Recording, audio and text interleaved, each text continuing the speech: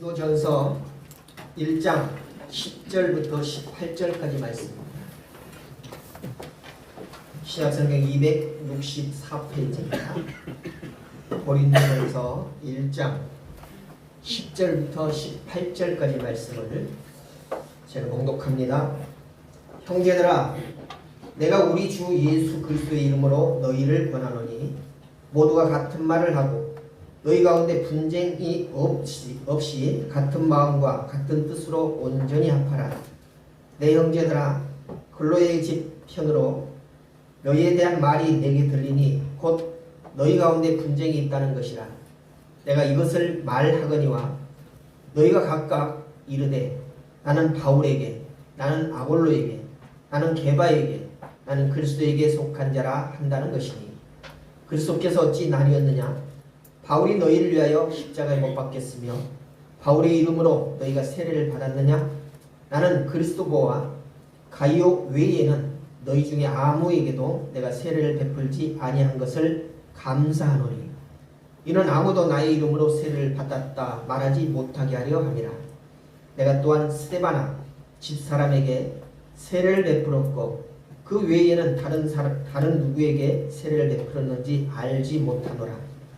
그리스도께서 나를 보내심은 세례를 베풀게 하려 하심이 아니요 오직 복음을 전하게 하려 하심이로되 말의 지혜로 하지 아니함은 그리스도의 십자가가 헛되지 않게 하려 함이라.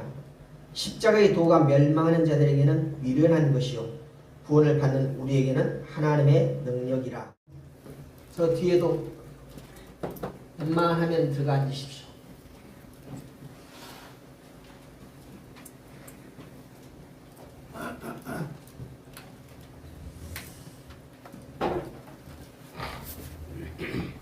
왔다 갔다 하니까 내가 마음이 막 산란해.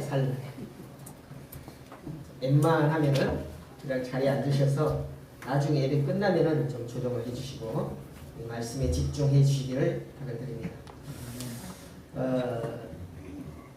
이 교회 공동체를 바라보면은 외부에서 교회 공동체를 바라볼 때는 교회는 허물이 없고 완전한 사람들만 다니는 그런 사람들만 모여있는 곳이 교회일 것이다 이렇게 생각을 할 수 있어요. 근데 교회 안에 모여있는 우리 자신들을 돌아보면은 그것이 아닌데 라고 하는 것을 분명히 알게 될 것입니다. 또 알기도 하고 있고요. 나 자신을 바라볼 때 나는 완벽하지 않다, 나는 부족하다, 더 나아가면 나는 완전한 죄인이다 라고 하는 것을 인식을 하실 것입니다. 교회 안에도 각 다름이 있다는 것이죠. 하나님을 믿고 예수 그리스도의 복음 그 기치 아래 모여 있지만 그러나 우리 모두가 다 품성이 다르고 성격이 다르기 때문에 하나 된다는 것이 참으로 어렵다, 힘든 일이다 라고 하는 것을 알게 되는 것입니다. 그래서 인간적으로 어떤 목표를 삼고 그 목표를 향해서 나아간다라고 하는 그 하나 되는다는 것은 참으로 어려운 일이라는 것을 우리는 솔직하게 인정을 해야 될 것입니다. 그래서 우리가 모두가 무슨 모임이 있고 어떤 결단해야 될 때가 있을 때마다 우리 다 같이 하나가 됩시다 라고 이렇게 말하지만 구호는 그렇지만은 솔직히 하나가 되지 못하는 것도 솔직한 우리의 고백이죠. 그래서 교회는 우리가 세운 어떤 목표 아래서 하나가 되어지는 것보다 십자가 아래 하나가 되는 것, 십자가로 하나 되는 것, 이거 외에는 다른 것이 없다는 것입니다. 보여지는 십자가, 이런 십자가가 아니라 우리 마음 가운데 십자가가 무엇을 의미하는가, 거기에 우리는 초점을 두고 그 십자가 정신 아래 모이는 하나가 되는 그런 공동체가 바로 교회 공동체다 라고 이렇게 말할 수 있습니다. 예배 전에 찬양을 하잖아요. 어떤 분들은 예배를 드리러 왔으니까 조용히 묵상하는 그런 마음으로 찬양의 가사를 통해서 은혜 받았으면 좋겠다 라고 하면서 무슨 막 열동을 하고 뭐 박수를 치고 그런 찬양 안 했으면 좋겠다 라고 하는 그런 마음을 가진 분들도 있고요. 어떤 분들은 하나님을 믿는다는 것이 참 기쁨 아니냐. 그러니 찬양을 할 때도 박수치며 신나게 기뻐하면서 찬양하는 것이 옳지 않겠느냐 라고 하는 그런 마음을 가지고 찬양하는 분들도 있을 것입니다. 어떤 분들은 아주 우리가 잘 알고 부르기 쉬운 옛날부터 많이 불러왔던 그런 찬양을 하는 것이 좋겠다 라고 하는 그런 마음을 가지고 있는 분들도 있을 것이고, 어떤 분들은 옛날 것은 옛날 것대로 놔두고 새로운 가사, 요즘에 신곡들을 많이 불렀으면 좋겠다 라고 하는 그런 마음을 가지고 있는 분들도 있을 것입니다. 찬양 하나만 봐도 마음이 각각 다르다는 것입니다. 설교를 또 말해보면 어떤 분들은 교리 중심으로 성경에서 벗어나지 않는 그런 설교가 참 좋겠다 라고 이렇게 말하는 분들도 있고, 어떤 분들은 교회에 와도 너무 딱딱하지 않느냐, 웃음이 막 피어나는 그런 재미있는 설교가 좋지 않겠느냐 라고 하는 그런 마음을 가진 분들도 있을 것이다. 그렇죠? 그러니까 어느 하나에 딱 맞출 수가 없다는 것입니다.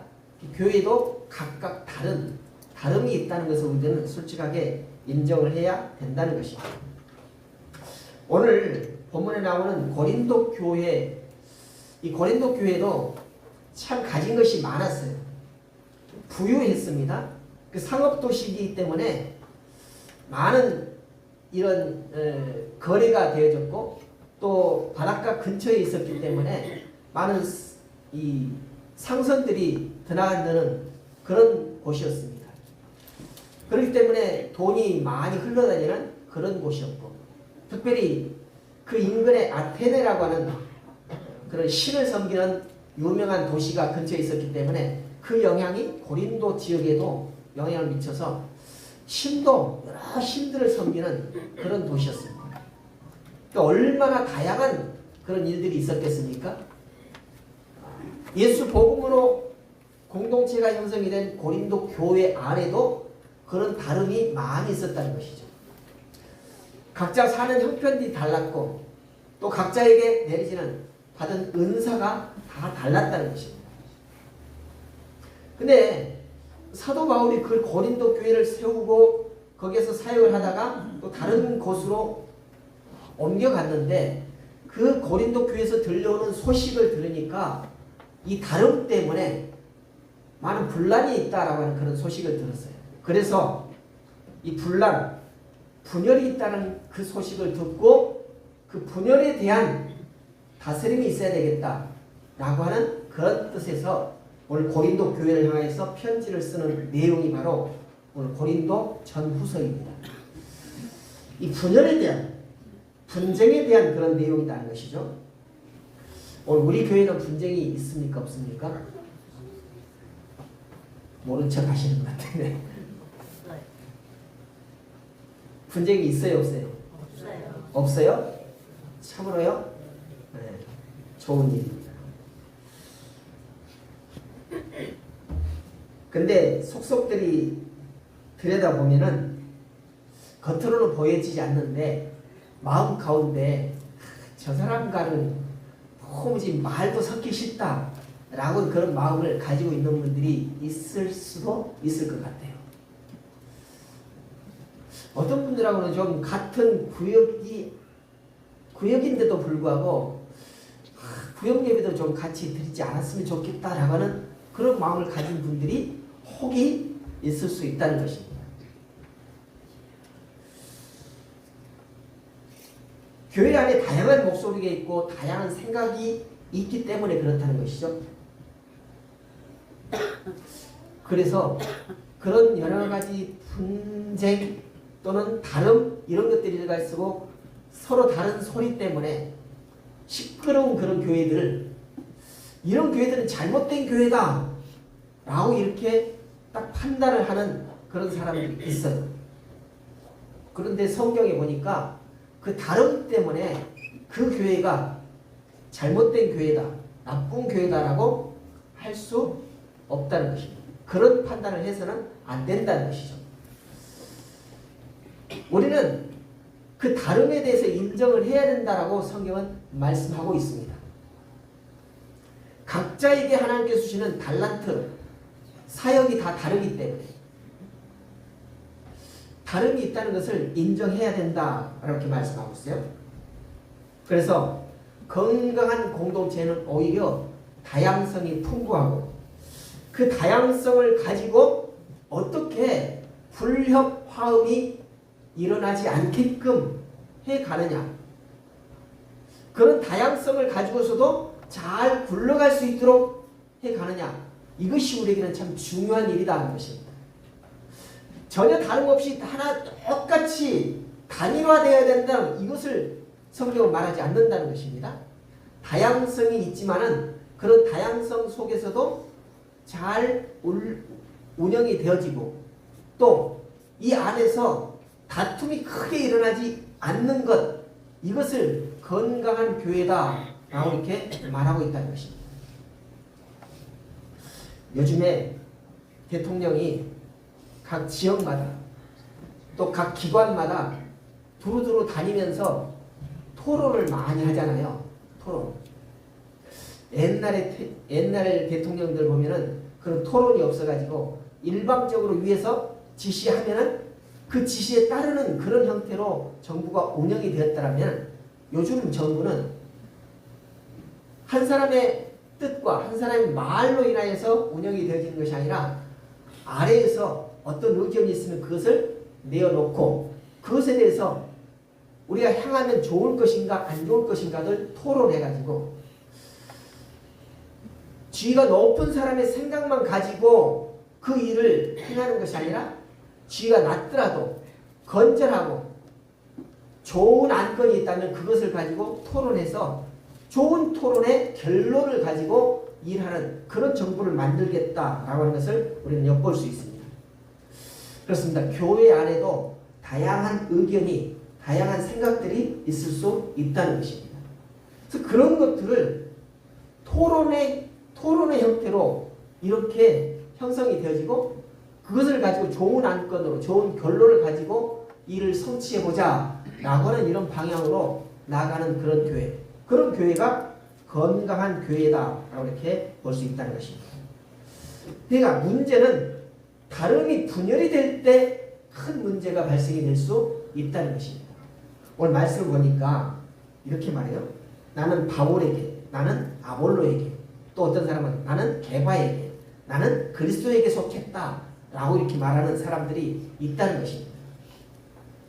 그러니까 하나님께서는, 주님께서는 오직 복음의 빛이 아래, 십자가 그 빛이 아래 모여있는 그런 교회가 되기를 원하는데, 교회 안에 있는 구성원들은 그런 생각을 떠나서 나는 바울파다, 나는 게바파다, 나는 아볼로파다, 심지어 나는 예수파다 라고 하면서 팔을 나누고자 하는 그런 마음을 가진 사람들이 존재하고 있다는 것입니다. 그리고 바울이 더 나가서 얘기하는 거 보니까 세례에 대해서도 얘기를 해요. 세례. 나는 누구에게 세례를 받았느냐라고 하는 그런 생각을 가지고 이 사람에게 세례를 받은 사람은 그 사람들끼리 모여있고 또 다른 사람에게 세례를 받았으면 그 사람들끼리 모여있는 그런 구성이 형성이 되어지고 있다는 것입니다. 그래서는 안 된다라고 하는 그런 말이겠죠. 여러분은 누구에게 세례를 받았는가 다 기억하고 계십니까? 그런데 성경에 가면 그거 중요하지 않다는 거예요. 누구에게 세례를 받았느냐 이거 전혀 중요하지 않다는 것입니다. 그럼 무슨 말인가? 세례를 받은 그 목적이 뭐냐는 거죠. 세례를 왜 받았느냐는 거죠. 세례라고 하는 것이 무엇인가? 그 세례 받은 이유가 무엇인가? 그것을 아는 것이 좋은 것이지 누구가 세례를 주었느냐, 나는 누구에게 세례를 받았느냐 이건 전혀 중요하지 않다는 것입니다. 요즘에 기쁜 소식 교회라고 하는 교회가 있어요. 기쁜 소식 교회, 선교회라고 하고 교회라고 하는데 복음파라고 들어봤습니까? 구원파. 그 교회가 주장하는 게 당신은 언제 구원받았습니까? 라고 하는 그런 질문을 던져요. 아마 내가 중학교 때쯤 구원받았습니다. 이렇게 말하는 거 절대 용납이 안 돼요. 몇 년, 몇 월, 몇 시에 구원을 받았습니까? 라고 이렇게 대답을 할 수 있어야 된다는 거죠. 여러분 구원을 언제 받았습니까? 아시는 분? 물론 계시겠죠. 언제 내가 구원받은 확신이 딱 들어왔다. 근데 그건 중요하지 않다는 것입니다. 물론 기억하는, 그때 내가 언제 구원받았다는 확신이 들었다는 것을 기억하는 것 좋을 수 있습니다. 그러나 그것이 구원의 요건일 수는 없다는 거죠. 구원받은 것을 언제 구원받는지 몰랐다고 해서 구원이 소멸되는 건 아니라는 것입니다. 근데 그 시를 중요하시 여기는 건 이거 전혀 성경적이지 않고 주님께서 기뻐하시지 않는 내용이라는 것입니다. 여러분, 우리는 하나님을 믿잖아요. 그리고 예수 그리스도의 복음을, 우리는 그 복음을 믿음으로 말미암아서 구원받았다는 것은 그런 생각, 그런 믿음을 가지고 이 자리에 모였잖아요. 내가 언제 구원받았는지, 내가 언제 누구에게 세례를 받았는지 이거는 전혀 중요하지 않다는 거예요. 그것도 저것도 아무 생각 없이 살아가는 것보다는 훨씬 낫겠죠.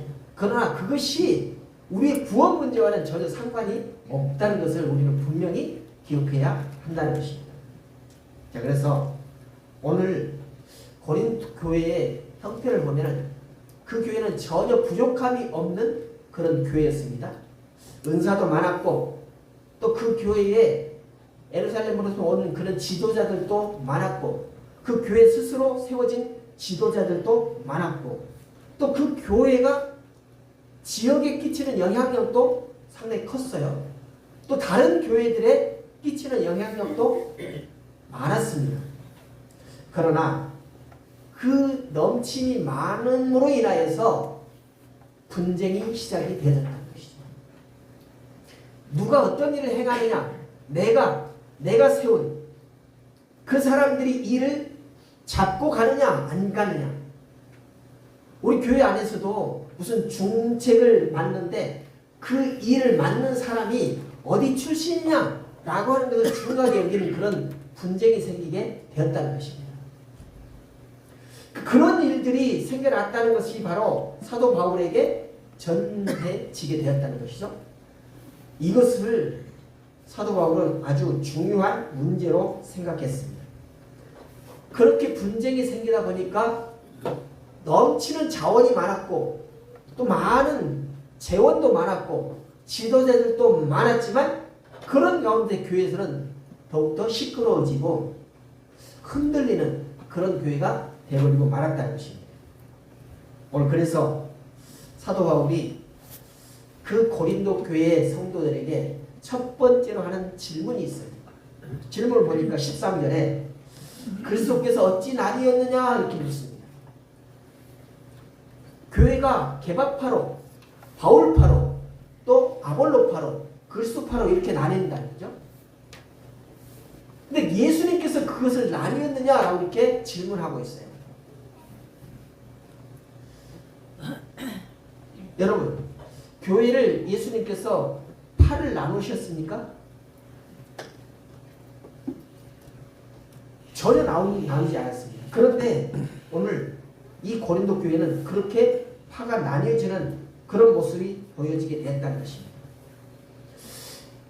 바울이 이 교회에 이렇게 질문한 것은 논쟁을 멈추자라고 하는 그런 질문이 아니에요. 이 질문은 각자의 양심을 멈추게 하는 그런 질문이라는 것입니다. 이건 예수님께서 그들에게 임하셔서 성령이 그들에게 임하셔서 너는 이쪽으로 너는 이쪽으로 이렇게 전혀 나누지 않았는데 각자 생각이 나는 바울에게 복음을 전해드렸으니 바울을 따르겠다.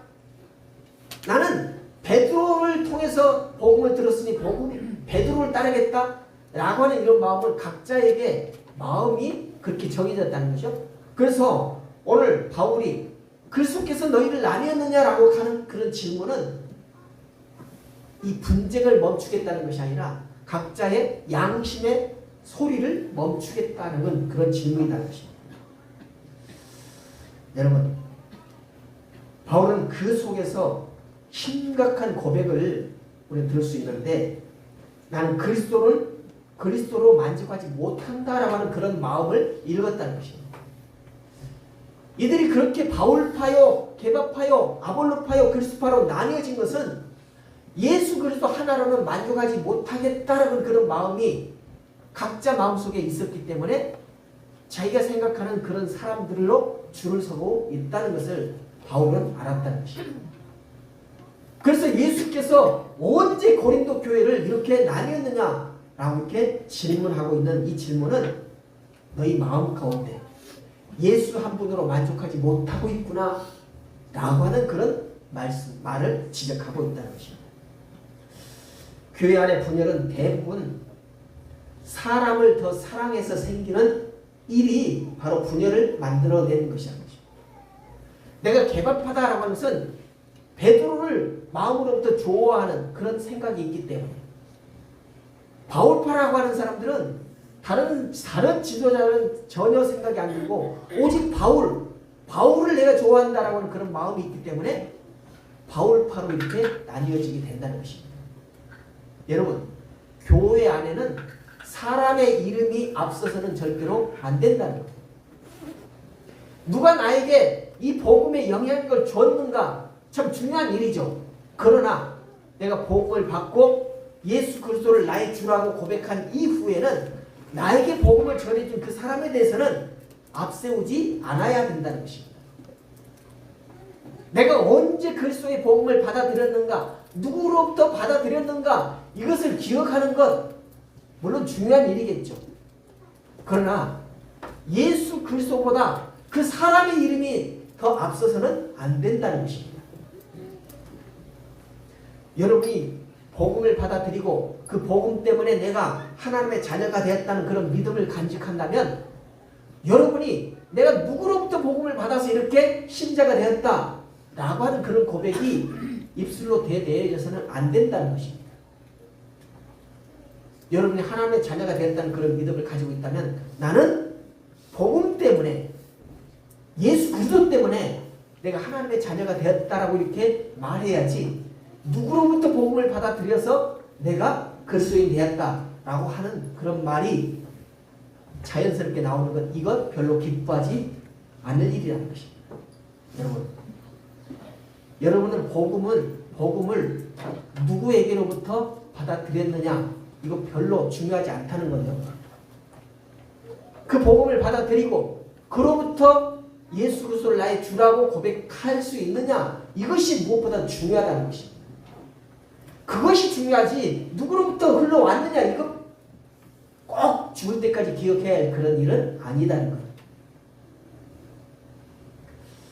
바울은 계속해서 세례에 대해서 말하죠. 누가 나에게 세례를 주었는가 이 기억하는 것 세례 주는 그 예식이 내가 누구로부터 세례를 받느냐라고 하는 그런 예식이 아니라는 것을 분명히 알아야 한다는 것입니다. 여러분이 알고 있는 세례는 무엇입니까?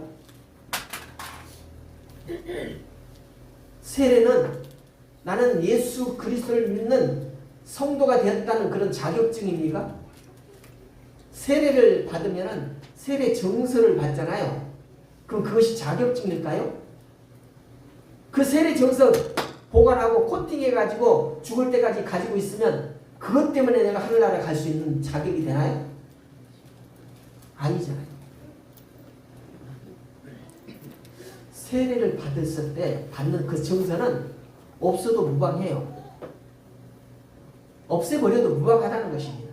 다만 우리가 기억해야 할 것은 그 세례를 왜 받았는가, 세례 받는 그 의미가 무엇인가를 분명하게 기억해야 한다는 것입니다. 세례는 물로 씻는다라고 하는 이런 의미가 있잖아요. 그 물로 씻는데 내 몸을 깨끗하게 하기 위해서 물로 씻음 받는 거냐? 아니라는 것입니다. 나의 죄, 내가 어떤 방법으로도 씻을 수 없는 그 죄를 예수의 피로 씻는다, 씻음 받는다는 그런 의미, 이것이 세례 아니겠습니까? 다시 말해서 새롭게 태어나는 그런 의식이 바로 세례라는 것입니다. 그것을 까마득하게 잊어버리고 내가 누구에게 세례 받았지? 라고 하는 것에 집중을 한다면 그 사람은 세례 받는 것이 아니라는 것입니다. 그런데 이 고린도 교회는 그런 내가 게바에게 세례 받았지 아니면 바울에게 세례 받았지 라고 하는 그런 마음을 가진 사람들이 그 사람들끼리 모여가지고 똘똘 뭉치고 다른 사람에게 세례 받은 사람은 우리 근처에 오지도 못하게 하는 그런 일들이 생겨나게 되었다는 것입니다.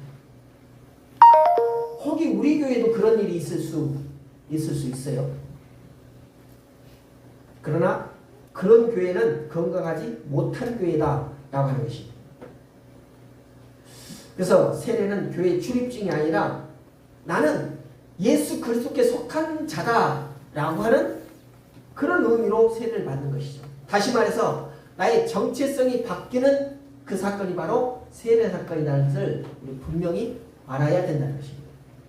세례 받기 이전에 나는 사단의 자식이었다면 세례 받은 이후로 나는 완전하게 예수 그리스도의 자녀로 예수 그리스도의 사람으로 바뀌어졌다라고 하는 그런 예식이라는 것입니다. 그래서 교회 안에서 예수 그리스도 외에 다른 사람의 이름이 앞에 나오기 시작을 할 때 그때 그 교회는 건강하지 못한 시끄러운 교회가 되어지게 된다는 것입니다. 분열의 뿌리가 무엇일까를 한번 생각해 보시죠. 17절을 한번 보십시오. 그리스도께서 나를 보내심은 세례를 베풀게 하려 하심이 아니요 오직 복음을 전하게 하려 하심이로되 말의 지혜로 하지 아니함은 그리스도의 십자가가 헛되지 않게 하려 함이라. 오늘 사도 바울이 복음을 증거하는 이유가 무엇인가 그것을 다시금 말해주고 있습니다. 사도 바울을 각 지역에 보내서 교회를 세우게 하신 것은 그들에게 세례를 베풀게 하기 위함이 아니라는 것입니다. 근데 많은 사람들이 복음을 전해 듣고 그 목적이 뭔가 보니까 세례받기 위한 것이다 이렇게 생각을 하는 사람들이 있다는 것입니다. 바울이 복음을 전하고 난 다음에 복음을 받아들이는 사람에게 세례받는 것이 최종 목적이다 라고 받아들이는 사람이 있다는 것이죠. 그러나 하나님께서 바울을 각 지역의 선교사로 목회자로 보낸 것은 그런 이유가 아니라는 것이죠. 오직 복음을 증거하는 것, 복음을 전하는 것, 이것이 사도 바울을 지역교회에 보낸 이유다라고 하는 것입니다. 그래서 오늘 바울이 고린도 교회 분열 성격이나 문제 이런 것들을 윤리 문제로 보지 않고 있는데 그 분열의 뿌리는 바로 신학의 문제라는 것입니다. 더 정확하게 말하면 십자가를 어떻게 이해하고 있느냐, 십자가는 어떻게 이해하고 있느냐. 당시에 예수 믿지 않는 사람들에게 십자가는 어떻게 이해되어졌을까요? 십자가는 악한 범죄자가, 즉 사형받아야 할 그런 중죄자가 죽어갈 때 이용되어지는 형틀이 바로 십자가였습니다. 십자가에 매달린다는 것은 보통의 범죄자가 아니라 죽을 죄를 짓는 아주 악독한 죄를 지은 사람이 죽어가는 그런 형틀이 바로 십자가라는 것입니다. 그러니까 그들은 십자가에 달린 예수를 생각할 때 예수는 정말로 우리가 생각하지도 못할 그런 중한 죄를 지었기 때문에 거기서 죽어갔다라고 이렇게 받아들였다는 것이죠. 그러나 예수가 전한 그 복음을 받아들이는 사람들은 그렇게 받아들이지 않아요. 어떻게 받아들입니까? 그가 십자가에 죽으심은 내가 그곳에 달려야 하는데 내 대신 죄 없는 그가 나를 대신해서 달려 죽었다 라고 하는 것으로 받아들이잖아요. 그래서 그런 의식이 없이 그냥 십자가를 보는 사람들은 십자가 하면 저주로 봤어요. 그러나 예수 그리스도의 복음을 받아들이고 예수께서 나의 죄를 대신해서 십자가에 달려 죽었다는 것을 믿는 그 사람은 그 이후로 십자가를 볼 때 어떻게 볼까요? 아니, 여러분들이 십자가를 볼 때 어떻게 보십니까? 여러분이 십자가를 어떻게 인식을 하고 있느냐겠죠. 십자가 하면 그 단지 예수 믿는다는 표식으로 목걸이 또는 귀걸이로 이렇게 달고 다니는 그런 문양입니까? 아니라는 것이죠. 그 십자가에는 예수 그리스도의 생명이 들어가 있다는 것입니다. 또 다른 말로 얘기하면 예수 그리스도의 피 흘림이 거기에 묻어 있다는 것이죠. 다시 말해서 십자가는 이렇게 보여지는 십자가 이것으로 생각하지 아니하고 십자가라고 하는 단어만 들어도 예수 그리스도, 십자가는 단어만 떠올려도 예수 그리스도를 떠올리게 된다는 것이죠. 그러니까 고린도 교회가 예수 아닌 다른 것으로 분란이 생기고 분쟁이 생겼다는 것은 그 교회 안에 십자가가 멀어졌다는 것을 증거하는 것입니다. 십자가가 중심에 있어야 되는데 중심에서 벗어나고 있다는 것을 증거하고 있다는 것입니다. 여러분 전도를 처음 받을 때에 전도지에 보면 그런 그림이 있어요. 동그라미 그려져 가지고 가운데 의자가 있어요. 의자가 놓여 있고 그 의자에 처음에는 나라고 이렇게 쓰여 있어요. 나. 그 다음에 주변에 십자가가 그려져 있습니다. 그건 뭐예요? 나의 마음 중심에 십자가는 전혀 없고 내가 있다는 거죠. 근데 예수를 믿고 난 다음에는 그 의자에 십자가가 그려져 있고 나는 주변으로 밀려납니다. 뭐예요? 내 중심에 십자가가, 다시 말해서 예수가 들어와 있다는 것을 말하고 있는 것이죠. 예수 믿는다는 것, 그것은 바로 내 중심에 내가 아니라 예수가 앉아 계신다라고 하는 그런 형식인 것이죠. 오늘 교회가 그렇습니다. 교회 중심에 성도들이 있어서는 안 된다는 것입니다. 교회 중심에 목회자가 있어서는 안 된다는 겁니다. 교회 중심에 무엇이 있어야 돼요? 네, 십자가. 그 십자가가 요 십자가가 아니라 예수 그리스도를 말하는 것입니다. 예수 그리스도가 교회 중심에 있지 아니하고 주변으로 밀려나게 되면 분쟁이 시작이 되어지고 분열이 되어지게 된다는 그런 말씀을 하고 있다는 것입니다. 그래서 오늘 우리는 이 십자가는 기적을 증명하는 그런 도구도 아니고 지혜를 과시하는 그런 수단도 아니다라는 것을 분명히 알아야 할 것입니다. 그래서 십자가를 중심에 두면 사람이 불편해질 수 있어요. 내 마음 가운데 십자가를 중심에 두고 있으면 내 옆 사람이 불편해질 수 있다는 것입니다. 왜? 그 사람 마음을 흡족하게 해줘야 되는데 그러지 못하고 예수 중심으로 살아가니까 내 이웃과 좀 불편한 관계가 되어질 수 있다는 것입니다. 그리고 내 자아는 죽어지게 되어 있습니다. 그리고 누구를 비교하고 어떤 거 비교하는 이런 것들이 내 삶 속에서 사라지게 되어지는 것입니다. 근데 내 중심에 십자가가 멀어지게 되면 내 사람이 막 끌리게 될 수 있어요. 내 주변으로. 왜? 그 사람을 좋게 하기 때문에. 그 사람을 나에게로 흡인을 하려고 무던히도 애쓰기 때문에. 그리고는 내 마음 중심에 내가 막 자꾸 높아지게 됩니다. 높아지게 됩니다. 그러면 사람들을 비교하게 되는 것입니다. 여러분 마음 가운데 이런 마음이 생겨들라 여러분 중심에서 십자가가 점점 떠나고 있다는 것을 알아야 돼요. 여러분 주변에 있는 사람을 나에게로 막 끌어들이고 싶은 그런 마음이 있고 내가 좀 그들 가운데 높아지고 싶은 그런 마음이 있거나 또는 이 사람은 나에게 어떻게 하지? 저 사람은 나에게 어떻게 하지? 이런 비교의식이 생겨난다면 여러분 중심에서 여러분 신령 중심에서 지금 예수가 떠나가고 있다는 것을 알아야 된다는 것입니다. 만약 우리 교회가 그런 교회가 되어진다면 우리 교회는 분명히 분쟁이 생길 것입니다. 분명히 분열이 생길 것입니다.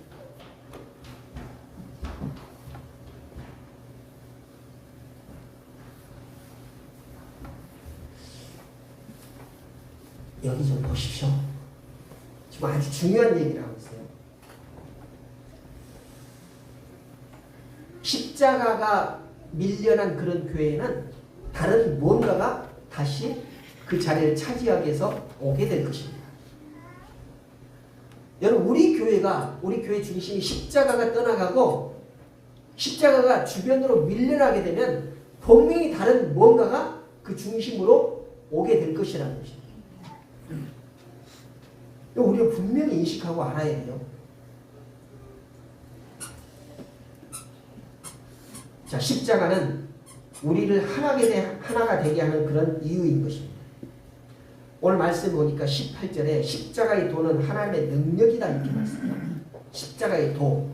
십자가의 도라는 게 뭐냐? 예수 그리스도가 왜 저 높은 하늘에서 이 땅으로 내려오셨는가에서부터 시작이 돼가지고 왜 그는 다시 하늘로 올라가셨는가까지, 그런 것이 바로 십자가의 도라고 하는 그 단어 안에 다 들어가 있어요. 우리 흔한 말로 도 닦는다라고 얘기하잖아요. 도 닦는다. 그 도라고 하는 곳에 여러 가지 다양한 그런 이야기들이 들어있듯이 십자가의 도 하면은 예수 그리스도의 생애가 온통 다 거기에 집약되어 있다는 것입니다. 그 도를 믿는 것은 세상 사람들이 볼 때는 정말로 멍청하다, 바보다 라고 이렇게 여겨진다는 것입니다. 딱 단 한 가지로만 얘기해 봅시다. 여러분, 열심히 6일 동안 일하잖아요. 어떤 분들은 닷새 동안 열심히 일하잖아요. 그러면 토요일, 일요일 뭐 하고 싶어요? 쉬고 싶어요. 또 뭐 하고 싶어요? 뭐 하고 싶습니까? 여행 가고 싶죠. 여행 가고 싶어요. 여행 가고 싶지? 근데 그 마음이 굴뚝 같아. 나도 다른 사람처럼 좀 쉬는 날에는 여행 가고 싶다. 그게 모든 사람들의 열망 아닙니까? 근데 굳이나 쉬는 날 예배당에 와서 예배 드린다고 예배당에 묶여있는 그런 삶을 살아가는 것, 세상 사람들이 볼 때는 참 멍청하다. 왜 쉬어야 하려 그렇게 꼭 가가지고 예배 드린다고 거기에 묶여있느냐. 그런 날 좀 날 잡아가지고 여행도 가고 그랬으면 오직 좋겠느냐 라고 이렇게 말한다는 것입니다. 그런데 복음을 믿고 예수 안에 들어와 있으면 그런 생각이 들어요, 안 들어요? 여러분이 주일날 예배 드리려고 교회 안에 이렇게 묶여 있을 때에 왜 나는 이렇게 멍청한 삶을 살지? 라고 하는 그런 생각이 드십니까? 그렇게 생각이 달라지잖아요. 그죠? 외부에서 볼 때는 정말로 바보스럽다, 멍청한 일이다 라고 생각이 되어지지만, 그러나 복음을 믿은 다음에 내가 이 안에서 생각을 할 때 그것이 멍청한 일이 아니라는 것, 그 일은 바로 생명과 직결되는 일이라는 것을 알게 되어진다는 것입니다. 여러분 모두가 그런 마음, 그런 믿음을 가졌으면 참 좋겠어요. 아멘. 내가 왜 이렇게 오늘 여기 와 있을까라고 하는 그런 생각이 아니라, 내 친구들은 지금 여행 가가지고 즐거운 그런 시간을 보냈는데 왜 나는 이렇게 멍청하게 여기 와 있을까? 그런 생각이 아니라, 내가 여기에 와 있는 것은 내 생명과 직결된 일이기 때문에 반드시 와 있어야 되고, 반드시 여기에 와 있는 것이 내가 하나님 나라의 백성으로서 온당한 그런 삶이다 라고 이렇게 생각되어지는 거예요. 이런 생각을 가지시기를 주님의 도움을 부탁드립니다. 아멘. 그런 생각을 가진 사람들이 모여 있을 때 하나로 마음을 같이 할 수 있다는 것입니다. 이 같이 하나가 되어진다는 것은 다른 주제가 있는 것이 아니라 오직 십자가의 도, 예수 그리스도라고 하는 그 주제 하나 가지고 하나가 되어질 수 있다는 것이죠. 교회 공동체는 그것으로 모여져야 된다는 것입니다. 그것으로 하나가 되어져야 한다는 것입니다. 여러분, 하나로 뭉칩시다. 이것이 아니라 예수 그리스도로 하나로 뭉쳐야 된다는 것이 교회가 되어져야 한다는 것입니다. 오늘 그렇습니다. 이 말씀이 멸망하는 자들에게는 미련한 것이요 구원받는 우리에게는 하나님의 능력이다 라고 하는 그 말씀이 바로 하나가 되어진다는 거는 늘 외치지만 그 하나가 되는 그 주제가 뭐냐? 주제가. 그래서 우리는 십자가 앞에 서면 모두 이렇게 고백했으면 좋겠습니다. 내가 옳아서 여기에 서 있는 사람이 아니다. 내가 선택받을 만해서 주님께서 나를 선택해 주셨다. 이런 생각이 아니라 선택받을 만한 사람이 아니지만 주님께서 나를 선택해 주셨다. 그래서 나는 오직 주님의 은혜로 살아가는 사람이다. 라고 하는 그런 마음을 가졌으면 좋겠습니다. 아멘. 혹시 우리 가운데 나는 정말로 꼭 이 자리에 있을 수 있을 만한 그런 자격이 있어서 여기 있다라고 생각하는 분들이 있을까 모르겠어요. 근데 돌아보면 아니요. 우리는 아무 자격도 없는 사람입니다. 그런 주제가 못 되는 사람이에요. 그럼에도 불구하고 주님께서 너는 내 자녀다 라고 이렇게 말씀해 주셨어요.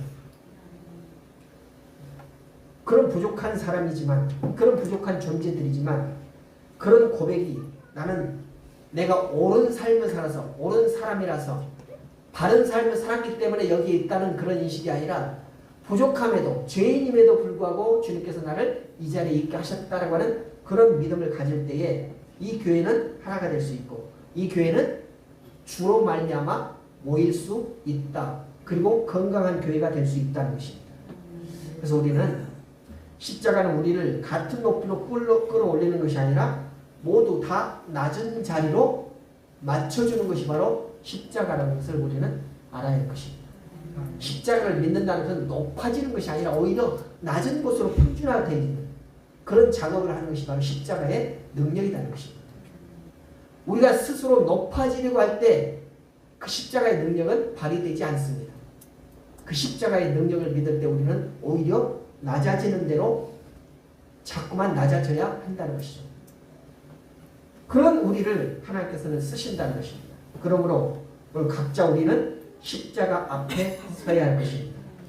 오늘 이 말씀은 교회가 하나 되자라고 하는 그런 말씀이 아니라 당신은 지금 어디에 서 있는가를 질문하고 있는 그런 말씀입니다. 여러분 지금 어디에 서 있습니까? 여러분 각자에게 한번 물어보십시오. 나는 지금 어디에 서 있는가? 과연 내가 십자가 앞에 서 있는가? 아니면 다른 어떤 목표를 향하여서 가고 있는 그 길에 서 있는가?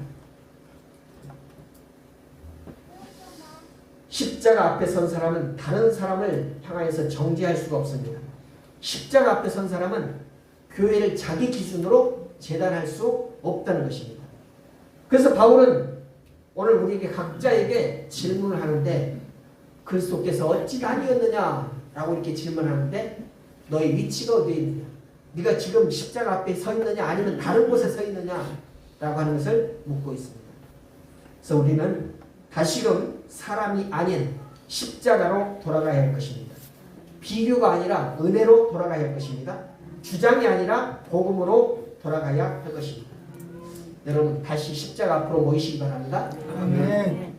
한 주간 동안 그렇게 살아보십시다. 여러분 주보에 보면은 주보 광고란에 QR코드가 있어요. 보셨어요?